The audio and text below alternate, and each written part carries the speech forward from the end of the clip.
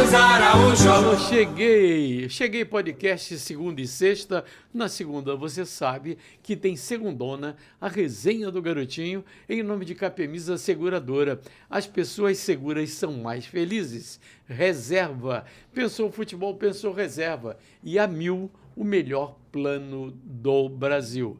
Você sabe que sem campeonato brasileiro, o foco todo é seleção brasileira. Eliminatórias da Copa do Mundo. Vencemos o Chile. Aliás, eu nunca vi um time do Chile tão fraco quanto esse atual. É lanterna, não é à toa, dessas eliminatórias. E o Brasil já está classificado. Adversário de amanhã, a Bolívia, jogo 8h30 de Brasília, mas o jogo não é em La Paz. La Paz é 3.600 metros, em El Alto, exatamente onde fica o aeroporto da capital boliviana. 4.100 metros, o maior adversário do Brasil. JP Scofield. Se voltaram para a Série D na noite de ontem e foi um grande jogo, 1-1, suado no final, e o Santinha tá de volta à Série C, Garotinho. Tenho saudade daquele arrudão com aquela luz antiga, o velho estádio do Santa Cruz, casa cheia e sempre enchendo.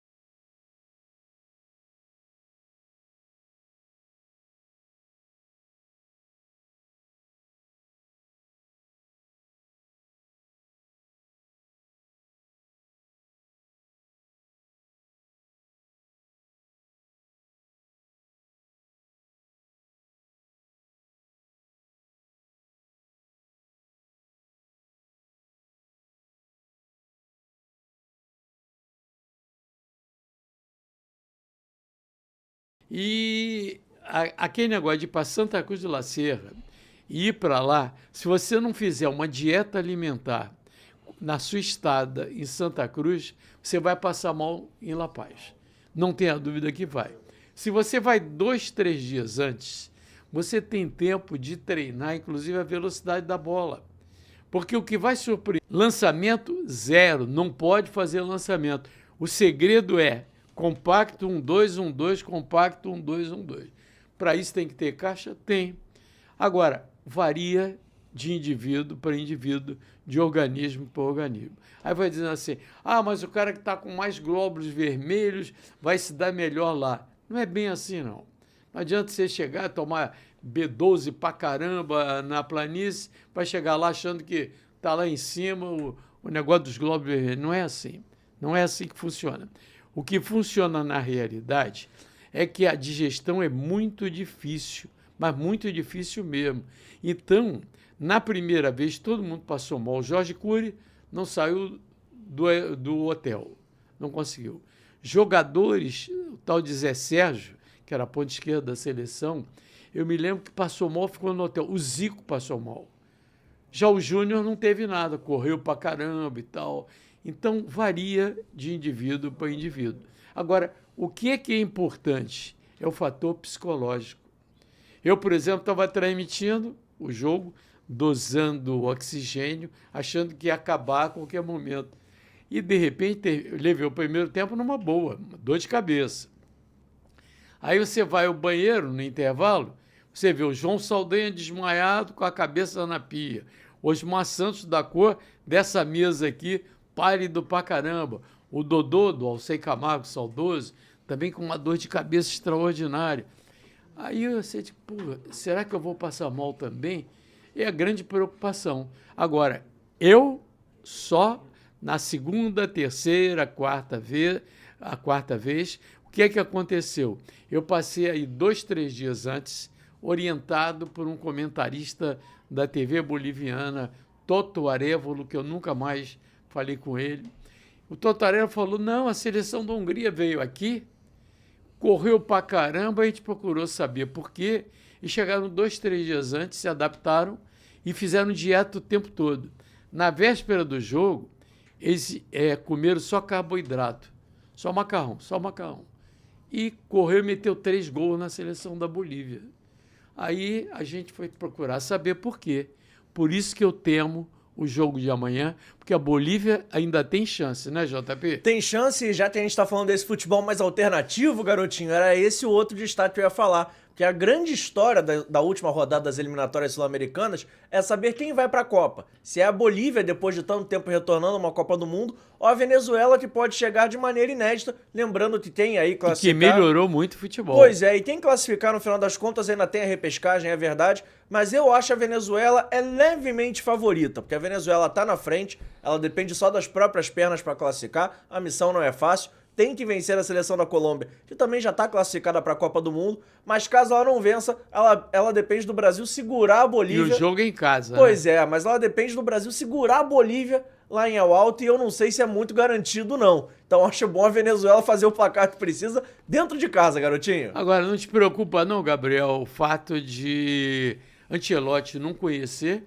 porque na Europa ele nunca passou por isso, aliás, ele nunca acomodou uma seleção, mas... dirigindo clubes, conquistando títulos, ele nunca teve essa sensação de jogar a 4.000 metros. Espero que ele esteja sendo bem amparado pelo corpo técnico da CBF, né? Por toda essa galera que trabalha no entorno, no staff, que sabe muito bem como funciona esse tipo de situação. Jogar na Bolívia é complicado. Esse detalhe da Bolívia ainda ter a chance da classificação vai deixar o jogo ainda mais quente. Já é um jogo na altitude, onde as seleções que atuam nessas condições gostam de uma partida mais corrida, gostam do chute de fora da área, gostam de causar esse dano principalmente nos minutos iniciais. Imagino eu que o Ancelotti está bem amparado pelo corpo técnico da CBF, porque ele vai viver uma situação nova, você salientou bem, o Ancelotinho em Quito não teve vida fácil, diria que foi superado até com uma certa tranquilidade pela LDU, e o Brasil vai encarar um cenário complexo contra a Bolívia.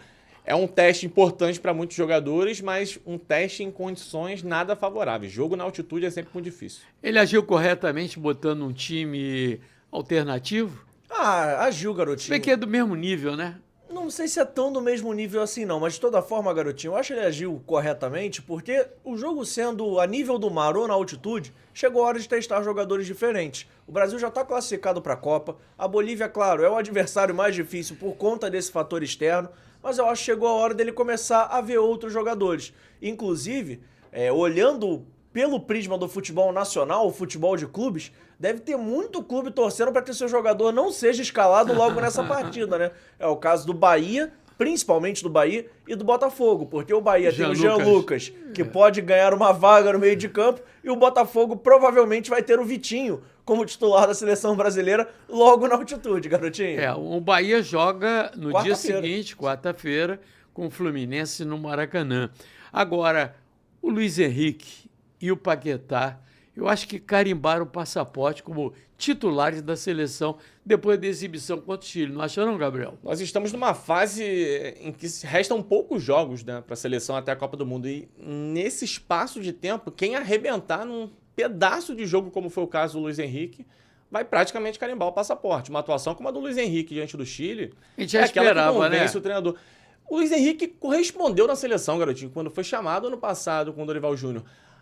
Até não entendi muito bem a não convocação dele na sequência. Beleza, se escondeu um pouquinho na Rússia, isso complica. Mas foi um jogador que, desde que foi chamado pela primeira vez, ainda no Botafogo, demonstrou, assim, tranquilidade com a camisa da seleção. E essa atuação, até pela entrevista do Ancelotti depois, se mostrando encantado com o jogador, eu acho que ele carimbou. E o Paquetá, pela característica, também é muito difícil você deixar de fora se ele realmente estiver rendendo bem. Você levantou a bola da Rússia. Muita gente diz assim, o Gerson foi para a Rússia, adeus seleção. Mas o Douglas Santos e o Luiz Henrique jogam na Rússia. Moram em São Petersburgo, né? Inclusive, hoje o Globo tem uma matéria, uma reportagem muito bem feita com ele, Luiz Henrique, dizendo que se adaptou rápido porque tem vários companheiros brasileiros lá. Agora, qual é o diferencial do Luiz Henrique para você? O quê? Em relação à seleção brasileira ou em relação à situação do Gerson? Não, em relação à situação do Gerson. Garotinho, eu acho que o Luiz Henrique ele joga numa posição que é muito concorrida, mas ele tem características diferentes do seu concorrente. Eu acho que o Gerson ele é um jogador que, claro, ele é muito bom de bola, mas ele tem características muito mais próximas. Você acha que o Gerson está descartado? Descartado eu acho que não, mas eu acho que ele foi pro final da fila e talvez de maneira irreversível. Até porque eu acho que teve gente passando na frente dele nessa última data FIFA. O Bruno Guimarães, pra mim, eu acho que todos os primeiros volantes já estão garantidos na Copa. O Andrei, o Casemiro e o Bruno Guimarães no primeiro e segundo volante. Eu acho que a concorrência do Gerson, no final das contas, vai ser com o Joelinton, que hoje tá na frente dele porque foi convocado e ele não. Eu acho que o Andrés Pereira pode entrar nessa fila para brigar por vaga, fora outros jogadores que podem surgir no meio do caminho e que o Ancelotti resolva testar. O que eu acho que tá jogando contra o Gerson, no final das contas, além dele ter características parecidas com outros jogadores, é o seguinte: o Gerson não foi tão bem assim na última data FIFA, que foi a primeira data FIFA do Carlo Ancelotti. Eu acho que talvez nos treinos, no jogo, o Gerson não convenceu e aí não vale a pena correr esse risco, entre aspas, ou fazer essa aposta. Eu acho que o Carlo Ancelotti está testando novos nomes e o Gerson talvez tenha perdido o bonde. Caso ele tivesse permanecido no Flamengo, atuando em alto nível, sendo visto pela nossa imprensa, talvez o coro pela convocação do Gerson fosse maior. Mas como ele saiu pelas portas dos fundos do Flamengo, ele não tá... A gente não tá vendo ele jogar no final das contas. E ele não foi bem na última data FIFA, eu acho que ficou um pouquinho mais complicado para ele. Aliás, ô Farias, na última data FIFA, o Wesley também não foi bem. E, no entanto, o Ancelotti o convocou.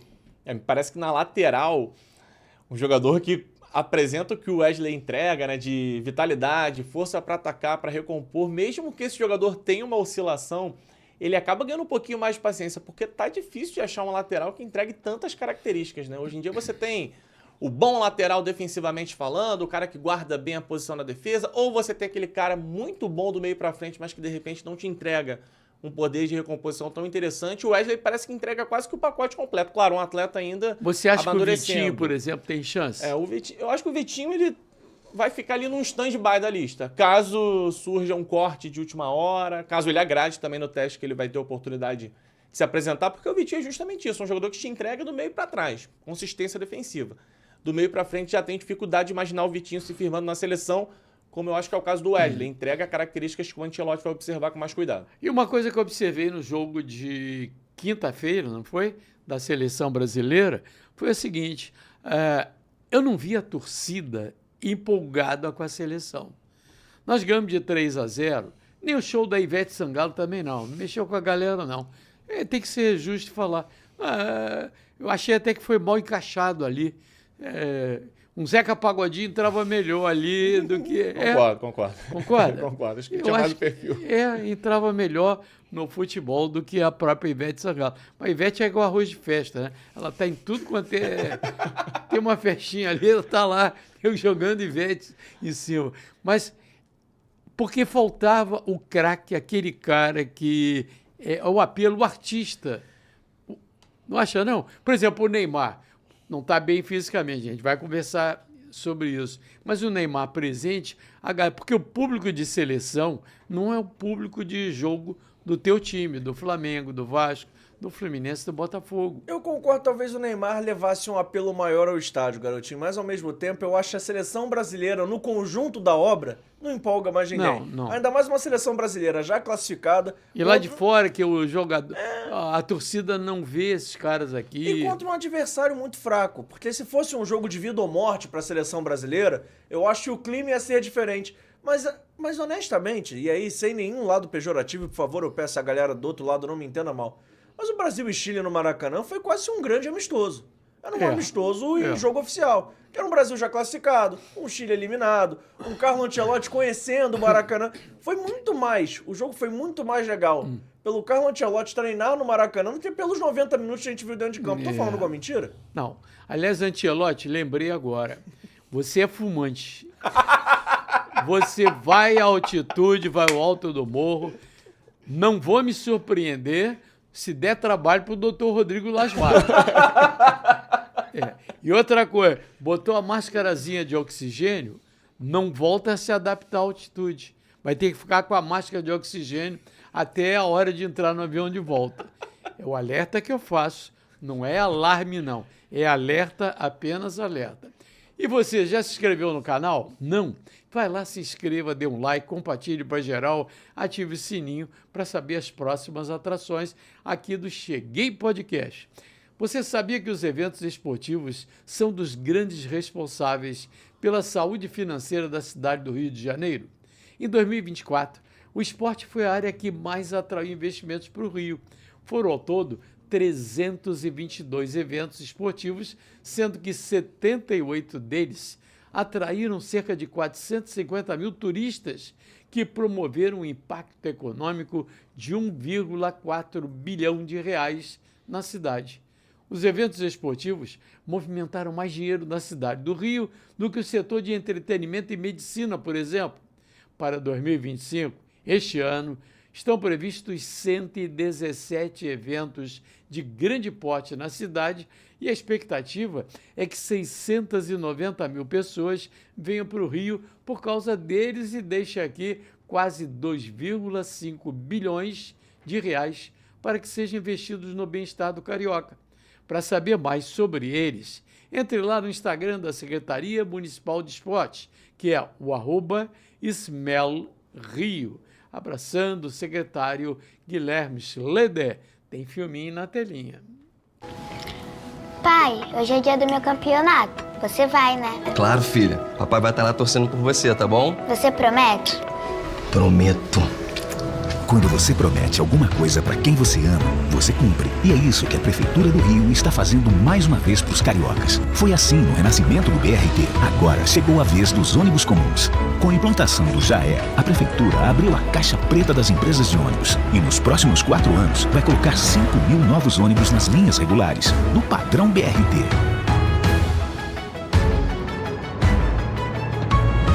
Além disso, o JAE é o seu novo cartão para todos os transportes do município. Um cartão feito para garantir mais transparência, mais integração e uma frota toda renovada.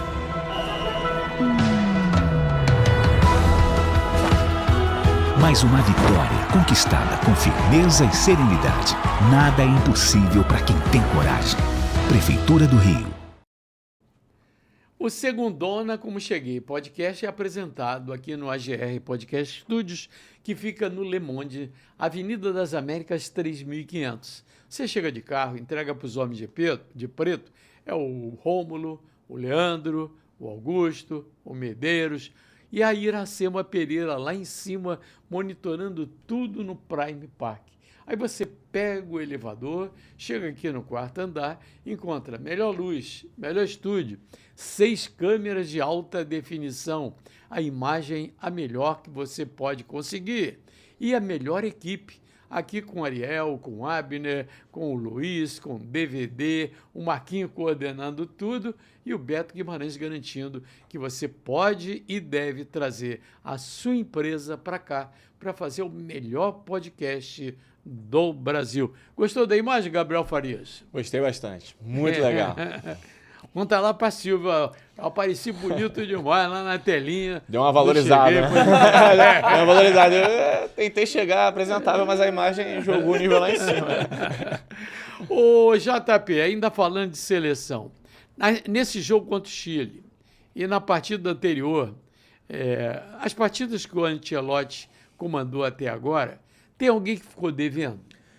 Devendo eu acho que é forte, garotinho, mas tem gente, talvez a gente esperasse um pouquinho, eu pelo menos esperava um pouquinho mais. Tipo? Eu acho que na primeira data FIFA o próprio Wesley Foi um jogador que Foi saiu mal. em dívida, mas agora eu acho que ele já compensou um pouco.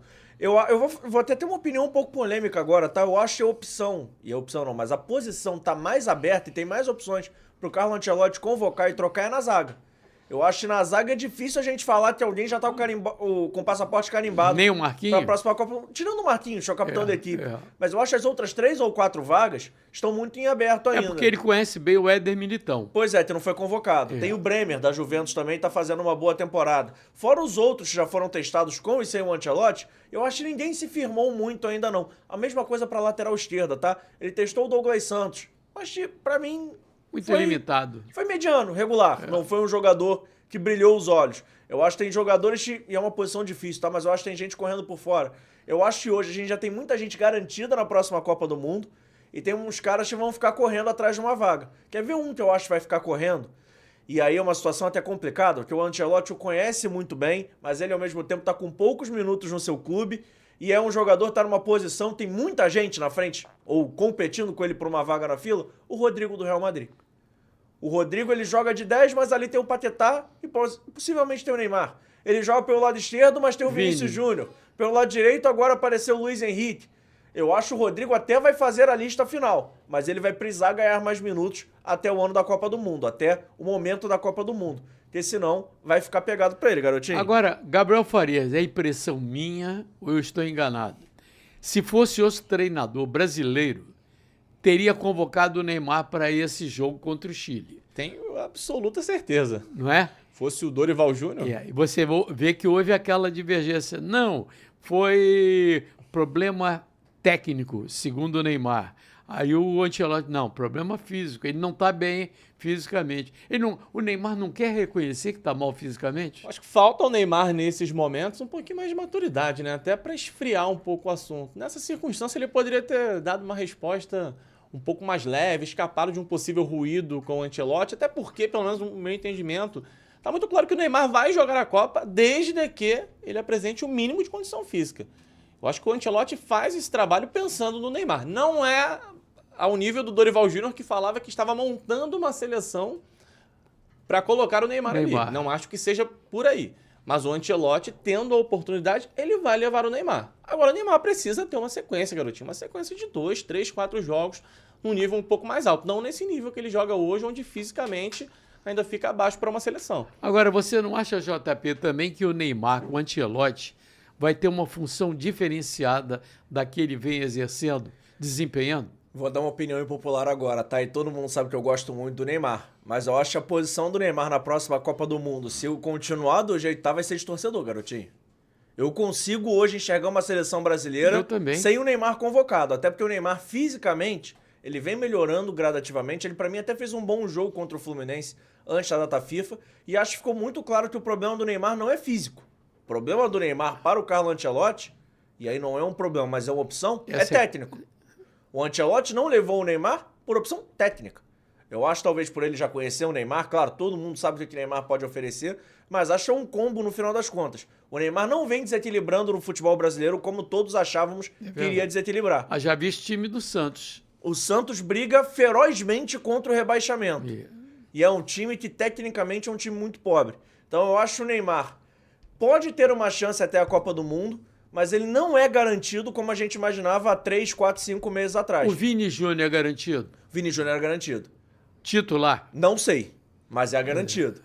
Eu acho que o Vini Júnior também é um cara que vai ter que se provar até a Copa do Mundo, não para ser convocado. Até que o Ancelotti o conhece muito bem, sabe extrair o melhor dele, mas o Vinícius Júnior é um cara que na primeira data FIFA não brilhou tanto, e acho que o Vinícius Júnior precisa ainda brilhar com a camisa da seleção brasileira. Eu, honestamente, tenho vagas memórias de jogos que o Vinícius Júnior desequilibrou, assumiu a responsabilidade. Não é aquele cara que chama pra si... Pois é, não pegou e resolveu a parada como a gente espera. E acho que o Vinícius Júnior joga numa posição que, repito, é muito concorrida. E acho que na seleção do Ancelotti, cada vez mais a gente vai ver um time que não é titular absoluto. E acho que o Vinícius Júnior ele vai começar como titular, mas o Ancelotti não vai pensar 2 vezes em trocá-lo caso ele não esteja bem. Gabriel Farias, me chama a atenção quando o Neymar está em campo, o tempo todo, estilo Gabigol, reclamar da arbitragem. E o Vini Júnior é na mesma escola, não é não? São jogadores que muitas vezes não conseguem lidar bem com essa falta do protagonismo com bola no pé e acabam destinando a atenção para outros pontos. No caso do Neymar está muito claro, ele não está conseguindo fisicamente desempenhar aquilo que um atleta profissional precisa. Aí fica muito claro, muito nítido isso. E isso se converte numa irritação dentro de campo, em reclamações em excesso com a arbitragem, reclamações com os companheiros que não acompanham o raciocínio no Santos. E no caso do Vini Júnior, no real, acho que ele até desempenha com uma certa frequência. Na seleção, quando falta esse desempenho, você percebe uma frustração. Você percebe um atleta que está inconformado com isso, mas ainda não conseguiu... Uma irritação. Não consegue ainda converter isso naquela situação de se tornar o protagonista. E isso ele ainda não conseguiu ser. Um jogador que foi melhor do mundo, ele ainda não tem uma sequência de atuações na seleção que tenha nos empolgado. E no Real Madrid hoje, eu acho um jogador que, de certa forma, perdeu o cartaz. A temporada europeia está só começando, mas assim, é o Real Madrid do Mbappé, não é o Real Madrid do Vinícius Júnior. E acho isso talvez... A referência maior é o Mbappé. Virou o dono do time. Não sei se por imposição, entre aspas, do Florentino e da comissão técnica, ou se porque o Mbappé realmente... Ele conquistou isso. Conquistou. Eu acho, de toda maneira, analisando o cenário de uma maneira um pouco mais macro, é o seguinte: o Vinícius Júnior vai estar na próxima Copa do Mundo, mas ele ainda não deu o salto que a gente espera de ser o jogador protagonista na seleção brasileira, até pra gente exorcizar o fantasma do Neymar. Que eu acho que o Neymar também tá muito vivo na seleção brasileira, porque nenhum jogador, durante essa ausência longa que ele teve, assumiu a responsabilidade de resolver a parada. Foi uma seleção brasileira que classificou para a Copa do Mundo, mas um pouco até os trancos e barrancos. Classificou ganhando um jogo aqui, o outro ali, e convenhamos também, né, amigos? Para classificar para a Copa do Mundo na América do Sul não é muito difícil. Tem 10 seleções. E o nível 6 caiu. vão direto Não, e uma joga repescagem. Em relação às eliminatórias anterior, eu acho que caiu o nível de seleções como o Chile caiu sim. Mas teve outras que melhoraram. A própria Colômbia eu acho que está inferior. Mas é porque eu acho que hoje em dia, como vai muita gente, tá muito mais fácil classificar. Opa! Mas nenhuma outra seleção pode formar 2 times do mesmo nível como a nossa. Nenhuma. Olha, haja vista que o Ancelotti, com essa que ele convocou agora, ele bota 2 times do mesmo nível. Mesmo nível. Não é top. Não tem o Vini Júnior, não tem o Neymar. Mas o time... A realidade é a seguinte: sem treinamento, você não consegue fazer um time. E o Ancelotti é considerado o melhor, ou um dos melhores treinadores do futebol mundial, mas seleção você não consegue treinar. Hein, Gabriel? O tempo é muito curto para a Copa do Mundo, né? Nesse sentido de disputa de posição, o Neymar vai ser titular ou não, o Vini Júnior será titular ou não, é um espaço muito curto até a Copa. Então, a formação que dá o mínimo de encaixe, o jogador que entrar e encaixar bem, eu acho que o Ancelotti vai abraçar a ideia, não vai mexer tanto na equipe, e aí são ajustes pontuais. Eu diria que metade da seleção já está escolhida mais ou menos para a Copa, e ele tem mais metade do elenco para definir em um ano. Você acredita, eu vi torcedor apostar que o Hugo Souza pode ser titular no gol da seleção brasileira, que o Ancelotti gosta muito dele. Se você fizer um levantamento, os goleiros brasileiros que estão atuando na Europa não atravessam boa fase. Não atravessam. O Hugo Souza, para você, tem chance de ser o titular? Para a Copa do Mundo? Não. E acho que o Hugo, talvez, na média dos goleiros brasileiros, nem seja o melhor atuando no futebol nacional. Eu acho que tem outros goleiros que se destacam tanto ou mais do que ele. Claro, ele é um bom goleiro, mas eu acho que ele ainda não é o goleiro titular da seleção brasileira. E digo mais, acho que seria até uma covardia, entre aspas, do Carlo Ancelotti, escalá-lo como titular exatamente num jogo na altitude. Porque a chance de você queimar o goleiro é muito maior do que fazer ele virar herói. Maior. A bola fica leve demais. Então eu acho que para fazer um teste justo, um teste coerente, a vez do Hugo ser titular, caso realmente o Ancelotti pense nisso, é nos amistosos de outubro, contra a Coreia do Sul e o Japão. Escolher um desses 2 jogos a nível do mar, é um jogo que, claro, é fora da América do Sul, mas aí beleza. Mas assim, nas temperaturas normais, condições normais de temperatura e pressão, aí tudo bem. Mas colocar o cara para ser titular na altitude, eu acho arriscado pro próprio Hugo e também pro Ancelotti. Já que ele gosta tanto do atleta, ele pode acabar queimando o goleiro e aí vai ficar difícil até de levar pra Copa, né? Eu vi o Tafarel, na melhor fase dele, falhar lá em cima do morro. Nessa posição, Por causa do acho peso da bola. tá muito bem definido o Alisson, né? Acho que dificilmente vai ter uma alteração em relação à titularidade. Ele já está apostando. O Tafarel pelo gosta currículo muito do dele, Alisson, né? Tem uma carreira já na seleção. Muitos não gostam, né? Mas é um cara que tem uma quantidade de jogos bem alta. Acho que não vai ter muita disputa aí, não. Este é o Segundona, a resenha do Garotinho. E agora tem recado da Amil, o melhor plano de saúde do Brasil. Hoje eu tenho um recado para você, empresário. Sabia que um bom plano de saúde é o benefício que os funcionários mais valorizam? E que esse é o maior custo para a sua empresa? Por isso, é importante pesquisar bem o plano de saúde que você vai contratar.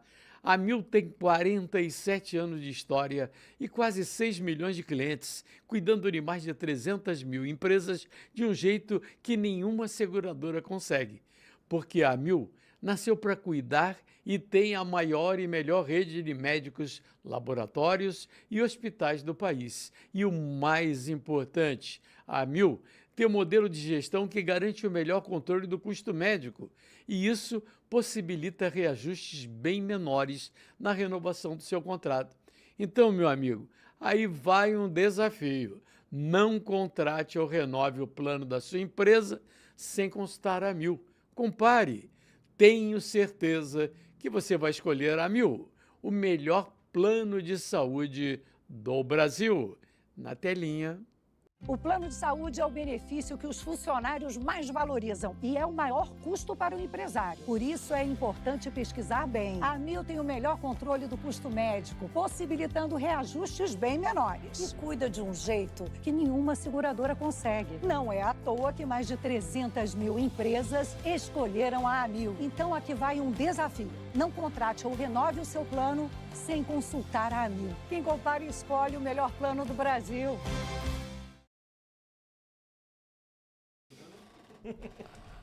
De volta aqui com o Segundona, a resenha do Garotinho, falando da seleção brasileira. A gente ainda há pouco falou exatamente do temor dos clubes com lesões. O Flamengo está recebendo, por exemplo, o Varela com um problema sério de contusão.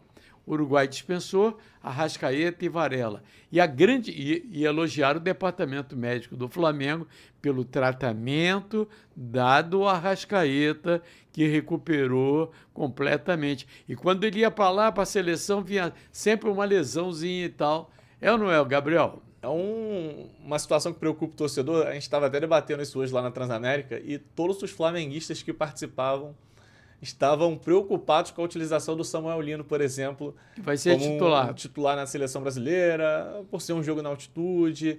Eu acho que muito por conta também desse retorno dos uruguaios, né? O Varela volta lesionado. É sempre uma preocupação. A temporada aqui já desgasta o atleta completamente. E numa data FIFA onde, em tese, você daria um descanso, o atleta vai para a seleção e volta lesionado. Mas não tem muito o que fazer nesse caso, né? Menos mal que o Arrascaeta dessa vez voltou inteiro. E fez um gol belíssimo contra o Peru. E é a melhor fase do Arrascaeta para você? Olha, Garotinho, não sei se é a melhor, mas eu acho que talvez seja a mais constante em termos de regularidade. Então, a Arrascaeta tá conseguindo ficar dentro de campo. Que a gente reclamava muito, o Arrascaeta, além de não ter uma regularidade técnica, ele não tinha uma regularidade física para se manter saudável e jogar com a camisa do Flamengo. Então, acho que talvez essa seja a melhor temporada do Arrascaeta, até um pouco melhor que a de 2019, que a gente está vendo o Arrascaeta cada vez mais decisivo, com um elenco de apoio que não tem tantos jogadores para decidir como ele pode, e ele está assumindo essa responsabilidade e está conseguindo jogar o que é mais importante. Eu não sei se é a melhor versão, mas com certeza é a versão mais interessante para o Flamengo. E também o que chama a atenção é que o Varela encaixou bem na lateral direita do Flamengo com a saída do Wesley. Tem feito grandes partidas, né, o Gabriel? Impressionante a consistência, que o Varela sempre foi um bom lateral na parte defensiva. Eu acho que isso todo mundo enxergava, mesmo naquele momento em que ele ainda era contestado pela torcida do Flamengo. Agora, até do meio pra frente, ele deu uma entrevista até falando um pouquinho sobre isso recentemente. Quando ele tá solto, né, com bola no pé, conseguindo produzir, conseguindo entrar na rotação da equipe, que é difícil, né? O time do Flamengo é muito qualificado tecnicamente. E sempre que essa bola parava no pé do Varela, não surgia uma jogada mais interessante. E parece que ele conseguiu pegar esse embalo também. Hoje, assim, nesse momento da temporada, eu não consigo nem dizer que o Royal tá emparelhando com ele. Nesse momento, o Royal é só uma peça de banco de reservas. E o que chama a atenção no Varela é a entrega, né? A maneira como ele se empenha, indo e voltando, hein, JP? Pois é, Garotinho. E aí eu acho que como é que é o futebol, né?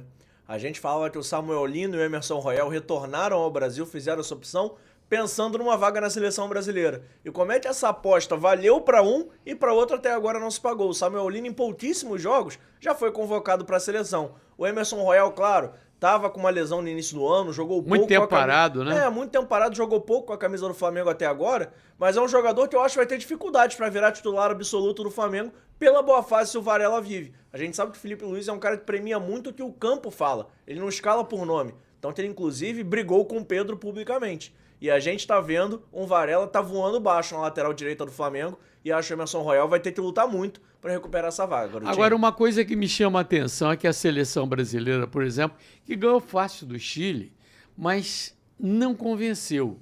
O torcedor não saiu convencido de, essa seleção tá na ponta dos cascos. Mas por ser o treinador, o Carlo Ancelotti, existe um certo respeito e principalmente preservação do treinador. Se fosse um Diniz, um Dorival Júnior, tava enfiando o pau nele, não tava, não? É porque o currículo do Ancelotti, ele pesa 1 tonelada, né, garotinho? Então a galera olha e fica um pouquinho mais receosa em cornetar. Mas olhando, assim, pro histórico da carreira do Ancelotti, boas equipes, óbvio, senão ele não teria sido multicampeão, mas também não me lembro de equipes do Ancelotti dando show. Equipes compactas, bem armadas, taticamente beirando a perfeição. Mas, tecnicamente, eu não me empolgaria com essa expectativa, não, de o Brasil chegar na Copa jogando um grande futebol. Vai ser um Brasil provavelmente eficiente e bem armado na Copa. Até porque o Ancelotti nunca foi um treinador conhecido por ser um gênio da tática. Sim. Ele sempre foi um cara muito agregador, um cara muito de motivar o grupo. É claro que ele entende taticamente do jogo, mas, assim, não é um treinador que tem como sua principal virtude isso. Ele sempre teve muito mais a gestão de grupo e, por isso, trabalhou... Guardiola é mais tático. O Guardiola é mais tático do que ele, e acho que até tem uma coisa que é o seguinte, o Ancelotti trabalhou sempre com grandes grupos, que é difícil você conseguir domar muitas estrelas e fazerem todas elas jogarem numa mesma nota. Coisa que até o próprio Guardiola não faz tanto, que ele sempre contrata um jogador desconhecido daqui, um outro dali, vai potencializando e montando um grande time.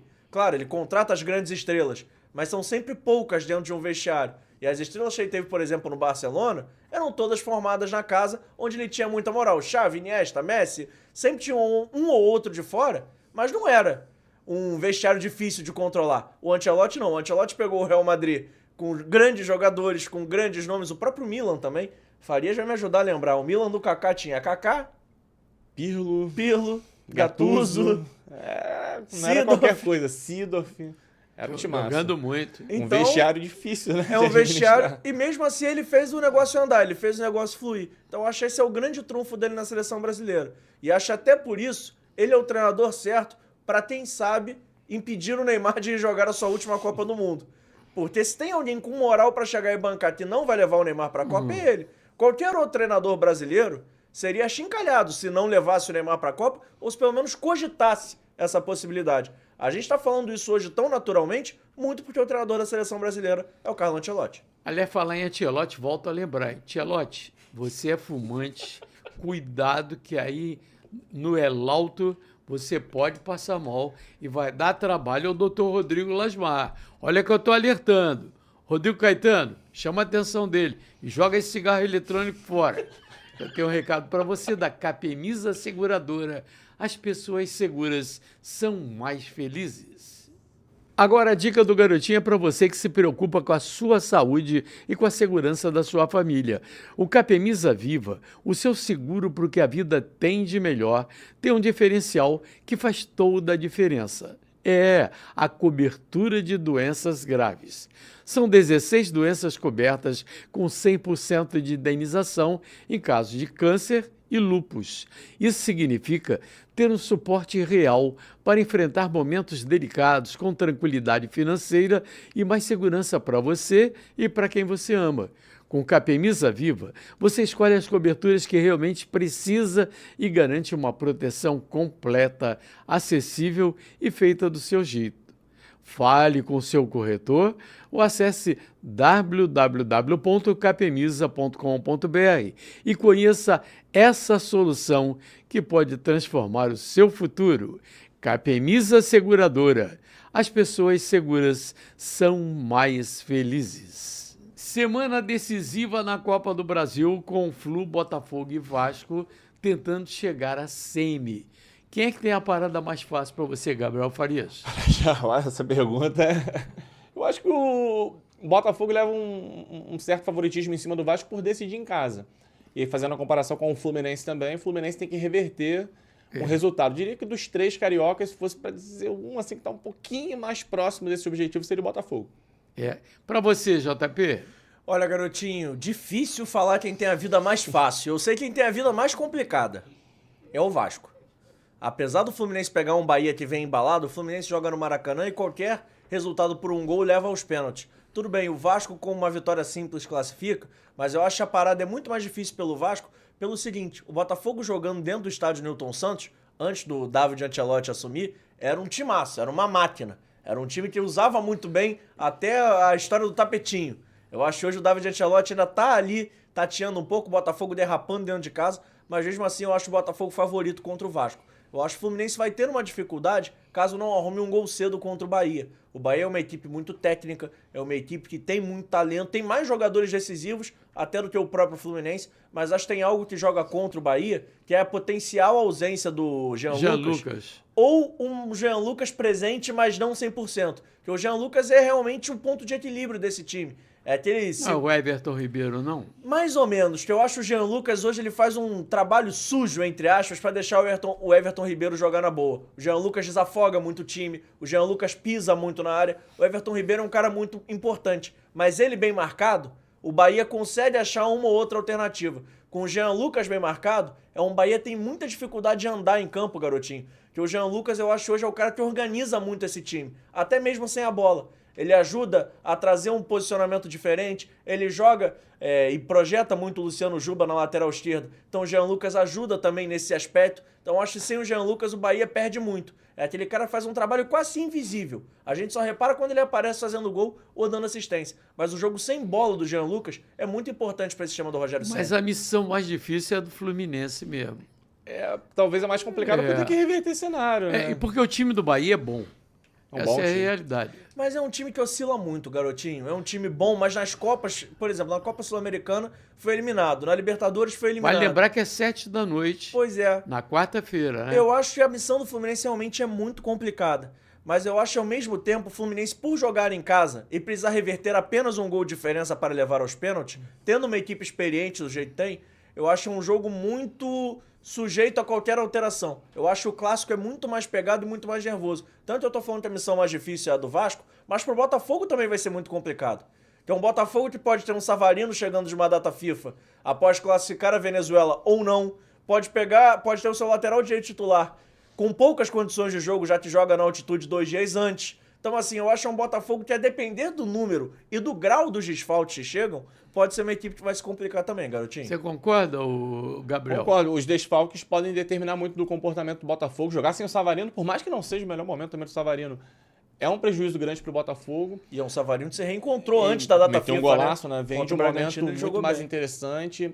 Isso pode impactar no jogo do Botafogo. Agora, eu acho que o Vasco também, né? Perdeu o Jair um pouquinho antes dessa partida. Enfim, eu concordo muito que o Botafogo é um favorito, mas eu acho que a missão realmente mais complicada é a do Fluminense. Tem que reverter um resultado, e o time do Bahia é chato, aquele time que sabe mais chegar ao jogo, demonstrou isso no jogo da ida. Não chega a ser uma missão impossível, né? Não vai ser nenhum absurdo se o Fluminense reverter o cenário, mas me parece a missão mais complexa. O JP falou, o Botafogo joga em casa, mas acontece que o Botafogo nem sempre em casa tem bom desempenho.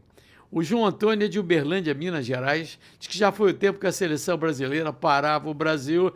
Essa aí não anima ninguém. Grande abraço a todos. A Karen Calixto dizendo que a Argentina seria a principal candidata a ganhar a Copa. Aliás, está perguntando, é a principal candidata a ganhar a Copa de 2026? Eu diria que é uma das grandes favoritas, se não a grande favorita. É porque a convocação da Argentina não é igual a convocação do Brasil. É a lista de chamada dos caras que não são reprovados nunca. Então tá lá todo ano a mesma relação.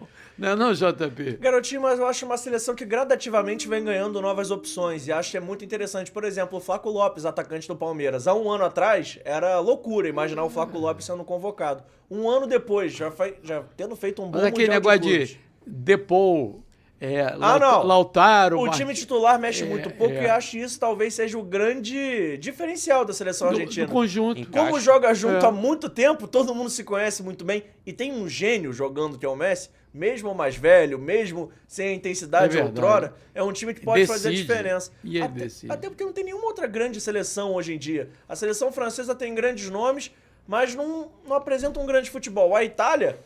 Talvez Fala a Itália, atualiza aí. Israel. A Itália venceu o Israel num jogo maluco, garotinho. A gente começou o segundo ano, o jogo tava 2-2. Acabou 5-4 pra Itália. Israel ainda teve 2 gols contra a favor. A Itália fez 2 gols contra pra ajudar Israel. Mas a Itália ali tá tentando se classificar pra Copa. Mas a Alemanha, por exemplo, não joga um grande futebol.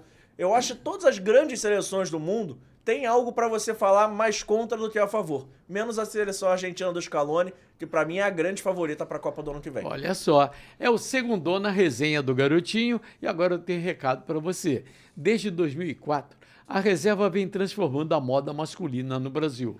Única marca brasileira na lista das mais inovadoras do mundo, segundo a Fast Company. A reserva combina estilo, tecnologia e impacto positivo, com certificações que comprovam esse compromisso. Hoje também está em campo, vestindo com orgulho 10 grandes times do futebol brasileiro. Com mais de 180 lojas e presença em todo o país, é só acessar e entrar usereserva.com. Visite e veja de perto o que está movimentando a moda masculina. Reserva. Pensou futebol, pensou reserva. Galera, falando ainda de Copa do Brasil. Na quinta-feira, tem Cruzeiro e Atlético no jogo de ida, foi 2-0 para o Cruzeiro. E o Botafogo joga com o Vasco no Newton Santos. É 9h30 da noite o jogo do Botafogo, hein? Jogo do Fluminense amanhã é Maracanã, 7 da noite. Sabe o que vai acontecer amanhã? A gente no Maracanã rolou a bola, ainda tá chegando gente. Porque o trânsito nessa hora é confuso pra caramba. O jogo das 7 a gente só percebe o público mesmo no intervalo. É verdade. Tem a galera que só chega, inclusive, no intervalo. E é uma pena, né? Porque é um jogo voltando de data FIFA, não tem outra partida no Rio de Janeiro em qualquer outro horário. É uma pena que esse jogo seja realizado às 7 horas da noite, garotinho, quando pro bem do torcedor e pro bem de quem quer assistir ao jogo, esse jogo poderia ser um pouquinho mais tarde. Não seria nenhum absurdo esse jogo ser 7h30, 8 horas da noite, para não colocar no horário de 9h30, já que não quiseram e tinham opção. Podia ser um pouquinho mais tarde, permitir a galera chegar tranquila no estádio, a galera chegar em casa para assistir o jogo. Mas você é dono de televisão? Não sou. Não comprou direito? Não comprei, por isso eu tô reclamando. Quem assina o cheque manda, né? Pois é, mas acho que desvaloriza o campeonato. O jogo vai ser pouco visto. E falando um pouquinho do Atlético Cruzeiro, garotinho, talvez fosse a semifinal mais garantida. E mesmo assim ela voltou a ficar aberta, ao meu ver, por conta de tudo que aconteceu durante a data Cruzeiro, FIFA. Eu lamentei profundamente a lesão do Caio Jorge. Era né? dele que eu ia falar. É um Cruzeiro que vai sem seu centroavante titular, o cara que chama atenção. E a gente nem sabe qual foi a lesão do Caio Jorge, no final das contas. Não divulgaram, A né? CBF não divulgou, então a gente fica até na dúvida se é algo mais sério ou não. E é um Atlético que chega de espírito renovado, já que mudou de treinador. O Sampaoli agora. É, o Sampaoli. E ele fez um bom trabalho no Atlético nessa última passagem. Então eu acho assim, o 2-0 é dificílimo de reverter. Mas se tem um time que pode reverter um 2-0 contra num clássico, é o Atlético Mineiro, garotinho. Vou respeitar muito porque é clássico, mas eu acho que tá muito bem encaminhado pro Cruzeiro, o time muito bem ajustado, né? Nas mãos do Leonardo Jardim. Claro, né? Treinador novo, clássico, sai um gol do Atlético ali, de repente o jogo pega fogo. Mas eu acho que essa vaga tá bem nas mãos do Cruzeiro. Você ainda acredita no trabalho do Sampaoli? Olha, tem minha resistência com o Sampaoli. É claramente um cara que entende muito de futebol, tem um conceito de jogo maravilhoso. Quando flui, fica bonito de se observar. Já marcou quantos quilômetros ele anda no jogo? Mas fica uma temporada em cada clube, não tem sequência de trabalho em lugar nenhum. Sempre surge uma notícia de picuinha no dia a dia. Aquele cara que deu um soco no Pedro. Tá lá. Tá lá. O preparador físico foi com ele pra motivar o pessoal, garotinho. Galera do Galo, prepara que o cara é boxer. Eu tenho um recado super saudável shopping para você. E o tarifaço, gente? Só se fala disso, né? É tarifaço para todo lado, todo mundo preocupado, mas aqui o tarifaço é outro e você só ganha com ele. Estou falando do tarifaço às avessas, do Super Saudável Shop, o site onde você compra os melhores produtos de saúde, beleza e bem-estar, com os menores preços e um cashback que é um verdadeiro tarifaço ao contrário, onde você só ganha e o preço só baixa. Tarifaço às avessas do Super Saudável Shop. Por essa, nem o Trump esperava, hein? E sabe o que tem no Super Saudável Shop também? O Smart, melhor sensor de glicemia do mundo pelo menor preço do Brasil. Confere aí na telinha. A diabetes é uma briga. É luta com docinho, pão francês, contra aquela dose a mais na sexta-feira. Luta contra a glicemia sobe quando despenca. É luta de dia, de noite, de madrugada. Até minha filha de 2 anos já entrou na luta. E sabe como resolve essa luta? É aqui, ó, no braço. Monitore sua glicemia 24 horas automaticamente com a tecnologia Smart. Seja Smart. O Santa Cruz, que foi a levantada de bola do JP, chegou a ficar sem calendário em 2024. Pô, fazer o quê? O que é que eu vou fazer e tal? E agora voltando a disputar a 3ª divisão nacional. O que houve de especial para o Santinha crescer e voltar a agradar e dar alegria à sua galera? Olha, garotinho, é uma história que a gente tem acompanhado um pouco mais de longe, até por conta do calendário nacional, mas o Santa Cruz está em vias de se tornar SAF, que eu acho que é muito importante. O Santa Cruz conseguiu uma sinergia muito legal com a sua torcida, coisa que ele nunca perdeu, mas esse ano parecia especial até por esse momento de renovação do clube, e o Santa Cruz contratou jogadores muito experientes. O Thiago Galhardo, jogador com passagem pelo Vasco, Internacional, entre outros clubes do Brasil. Ceará. Tá jogando por lá, inclusive, foi um jogador importante na campanha. O Felipe Alves, goleiro, foi pra lá também, acabou não sendo titular, mas é um goleiro rodado. Então, assim, o Santa Cruz conseguiu trazer vários jogadores conhecidos e gabaritados a nível nacional, além de um treinador muito experiente, o Marcelo Cabo, o treinador que já passou pelo Vasco, pelo Atlético Goianiense, já foi o rei do acesso na Série B há um tempo atrás e agora está fazendo esse trabalho de reconstrução no Santa Cruz ao lado do seu filho Gabriel. Então acho que o Santinha conseguiu o que parecia impossível e eu tô curioso para saber o que eles vão fazer ano que vem na Série C. Porque o Santa Cruz é uma potência, tem uma grande torcida, é um clube de massa, é um clube de camisa. E se fizer uma grande Série C ano que vem, não duvido nada o Santa Cruz pegar o elevador 4 anos seguidos, não, e parar na Série A, garotinho. Esse caminho da SAF dá um ânimo maior, né? Uma injeção de entusiasmo para essa torcida, não acha não, Gabriel? Uma gestão nova, provavelmente mais responsável, não que a SAF seja a solução de todos os problemas, mas a gente fala muito do Santa Cruz sempre num tom romântico, né? O Santa Cruz, a torcida, mas não adianta se não tiver gestão e dinheiro bem aplicado. E pelo visto, nesse primeiro momento, o resultado foi legal e é bacana, né? Ver um Santa Cruz subindo com uma torcida completamente apaixonada. Faz falta o Santa Cruz do protagonismo aqui do futebol brasileiro. Agora, falando ainda de Nordeste, o Bahia e o Fortaleza subiram de prateleira depois que instalaram a SAF? Mais ou menos. Acho que são 2 casos muito distintos, até por conta do investimento, como bem pontuou o Farias. O Fortaleza tem quase um associa SAF, né, garotinho? Porque o Fortaleza constituiu uma SAF, mas ele não tem um investidor por trás. É o Marcelo Paz, que era presidente, agora é o CEO, que toma conta do futebol. É um cara que ajudou a mudar a realidade do Fortaleza, mas acho que falta grana pro Fortaleza dar o próximo passo. E acho que o Fortaleza fica muito... Como eu posso falar isso? Eu acho que a missão do Fortaleza é sempre mais difícil, pois não tem a grana do investidor que a gente imagina de uma SAF. Em um ano mal, pode acabar derrubando o Fortaleza como é esse ano. Mas não é relativo esse negócio do investidor? Por exemplo, o Textor é o investidor do Botafogo, mas ele quer retorno rápido. Ele é o que tem mostrado. Ele quer, bota no balcão, vai levar... Mas olha o Botafogo do Textor. Já foi campeão brasileiro, já foi campeão da Libertadores, fazendo grandes campanhas. Eu acho a questão do Fortaleza é a seguinte, mesmo assim, olha o ano ruim do Botafogo do Textor. É um ano que o Botafogo...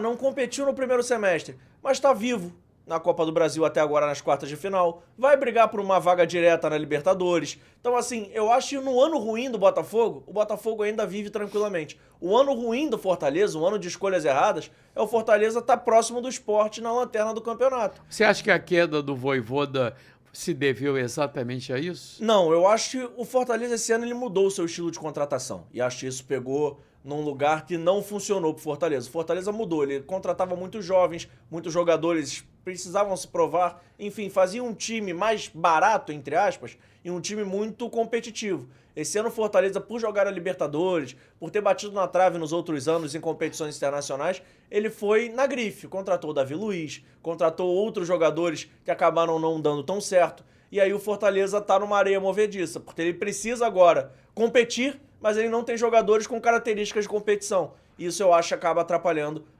a temporada. E tem outra coisa, muita gente no Fortaleza já estava em final de ciclo, e aí vai ficando, porque já tá ali no clube, é legal, tem a gratidão, e eu acho que o Fortaleza não reformou o seu elenco quando dá nítidos sinais que precisava. E eu acho que são esses ingredientes que fazem o Fortaleza hoje ser, para mim, um seríssimo candidato ao rebaixamento. O Bahia, por exemplo, ganhou a Copa Nordeste, está numa prateleira superior.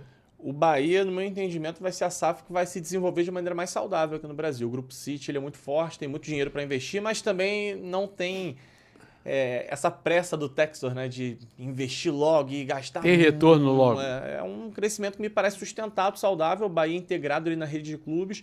Hoje já é um Bahia que disputa a parte de cima de brasileiro, tá avançando bem em Copa do Brasil, reapareceu na Libertadores. Um treinador equilibrado. Um treinador equilibrado que parece ter respaldo para seguir mais tempo. Claro que o futebol tem suas inconsistências, mas me parece que no modelo da SAF ainda não tem resultados como o Botafogo teve, por exemplo, que os resultados chamam muito a atenção, mas me parece que o Bahia vai ter um crescimento mais saudável. E tem um agravante, aí voltando no assunto anterior que a gente estava falando de Bahia e Fluminense, Fluminense e Bahia, quarta-feira no Maracanã, é um Bahia que não vai ter o Jean Lucas e muito potencialmente não vai ter o Lúcio Rodrigues, jogador que é muito importante para a rotação do Rogério Ceni. Ele está sendo negociado com o Neon da Arábia Saudita por cerca de 20 ou 25 milhões de euros.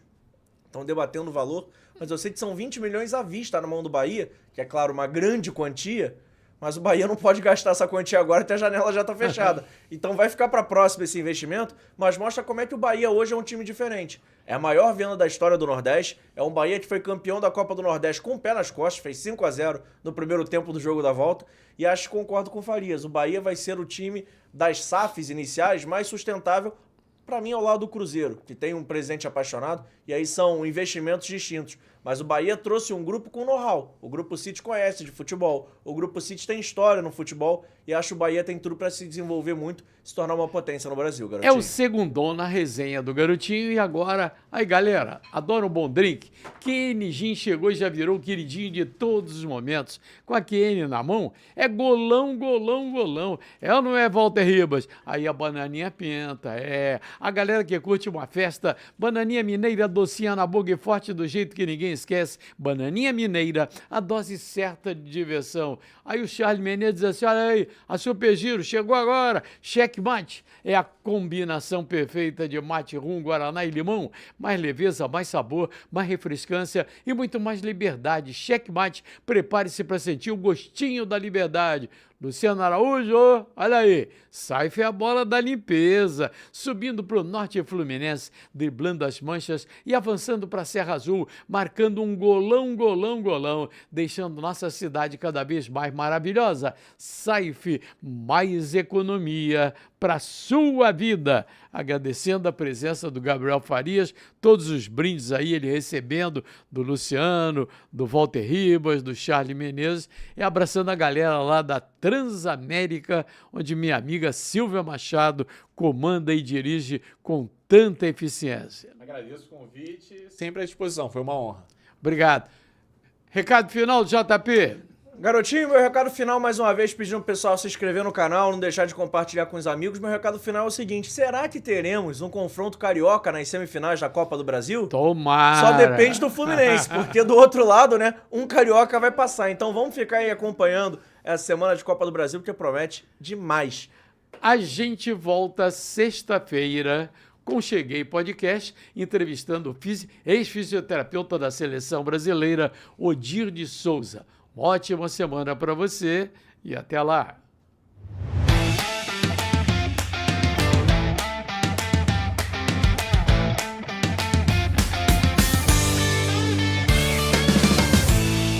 José